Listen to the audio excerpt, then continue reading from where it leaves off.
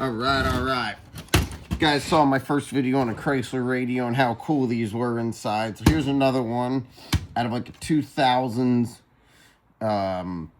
minivan, PT Cruiser, something like that in the Daimler Chrysler family. So we're gonna start popping this off. I already did all the screws out of it, I think. We'll show you some of these goodies. All right, more aggressive.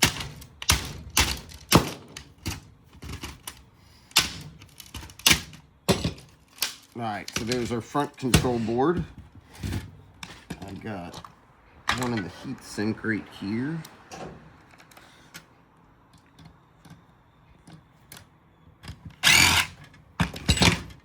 So we'll pop this guy off. Got a control board on there along with our aluminum. So we just got to pop these two down here. We got our aluminum. You're going to come across a lot of aluminum. I think these boards are pretty. There's nothing to this. It's absolutely low grade. So we're just going to pull our two little save parts off of here for our separate recycling. Pitch that back. And then let's see what else we come across. I think these have some of the prettiest looking control boards out of anything I ever take apart. And this has a dual player setup, a CD that's in there, plus the cassette deck.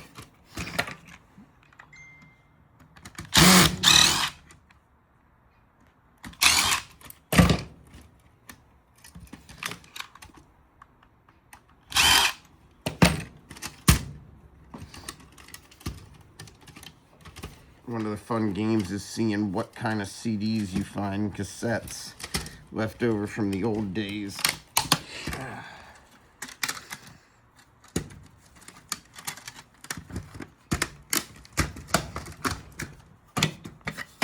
The antenna board. We got a screw I can't get to.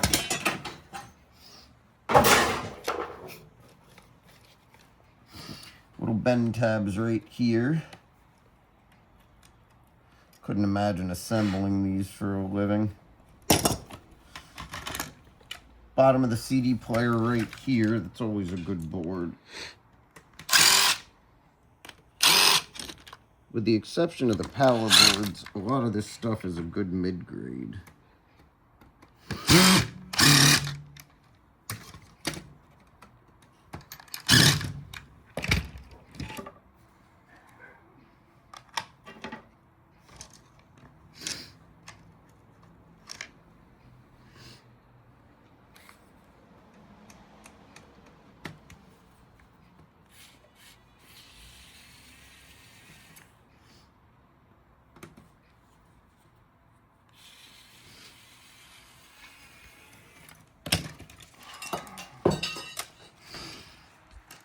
Got your cables we're going to set aside.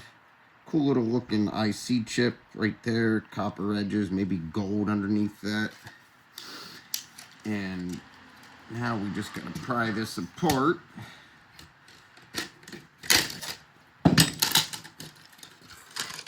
Some of those screws, like I said, are incredibly hard to get to. What did we find?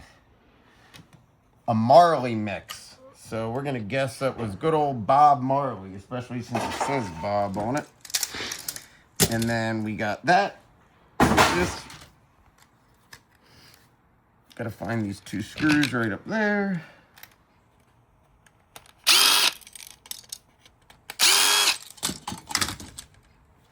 Got a little volume or whatever that was right here. Just going to bend this. Those are barely a low-grade board. They're barely a board, but there's something. Again, keeping this stuff out of the landfill, even like those silver videos I did, you know, those contain cadmium and other stuff. So, you know, that's why you don't want to heat them. You want to be careful what you touch with your bare hands. Totally a do as I say, not as I do.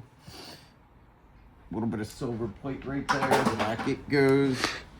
And then we just got to pull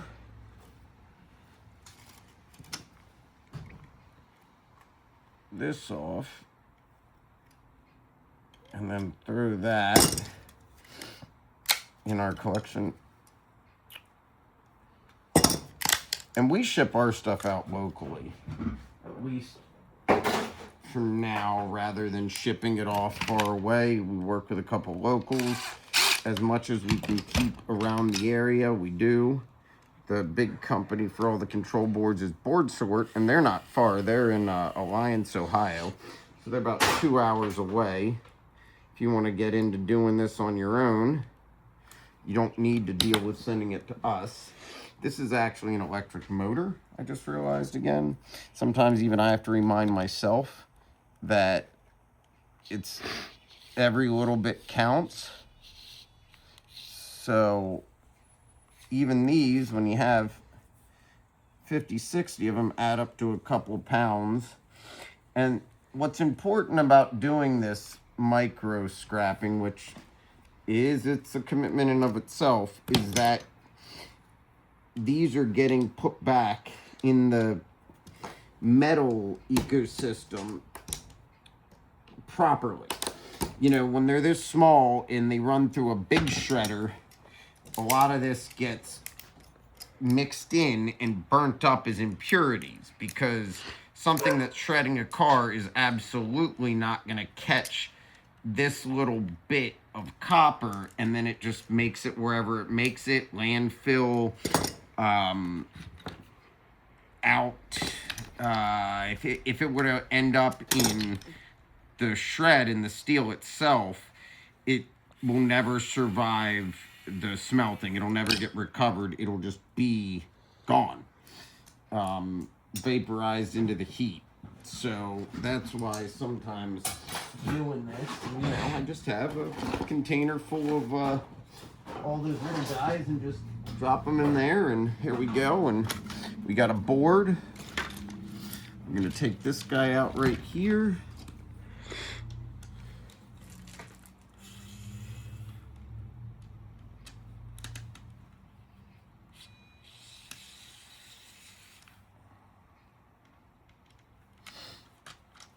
See what we end up with.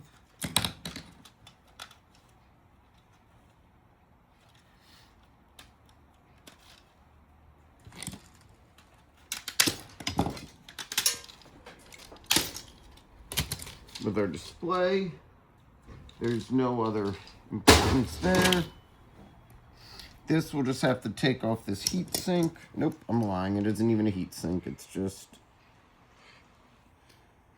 a bracket. And then that's going to conclude, once we get this off, that'll be the end of another Chrysler radio. Great thing to start with and practice on, because they're of enough value to make you pay attention, but not enough that you can really screw anything up.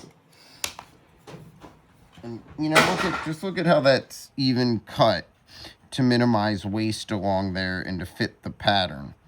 And then you'll see down here too, we still have a couple of those adjustable pieces like we've shown in the other videos to do a little bit more of that tuning.